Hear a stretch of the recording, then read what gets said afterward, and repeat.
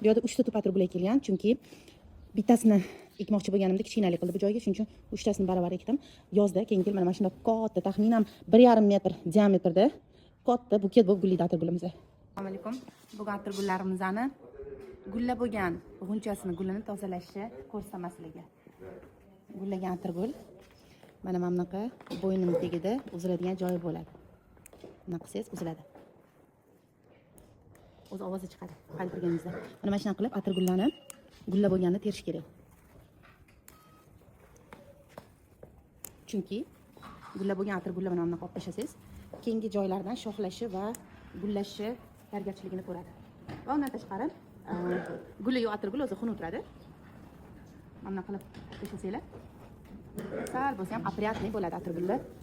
Bitta atirguldan qancha kerak emas narsalar chiqdi mana. Olib tashlaymiz va ko'rib turganingizdek atirgullarimiz sal bo'lsa ham chiroyli bo'lib turibdi. Hali vaqt bor.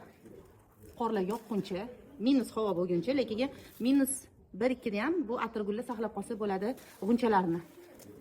Ya'ni bir xilda peripad bo'ladi-yu havo. Shunda minus 1 da ham bemalol atirgulni ushlab qolsanglar, keyin havo isigandan keyin yana davom etadi gullashi. Va mana shunday qilib atirgullar parvarishlanishi kerak. Mana hozir 3 tadan 2 tasini tozaladi. Ko'rsanglar bo'ladi mana atirgullar. Bu mana bunaqa sortda atirgullarimiz.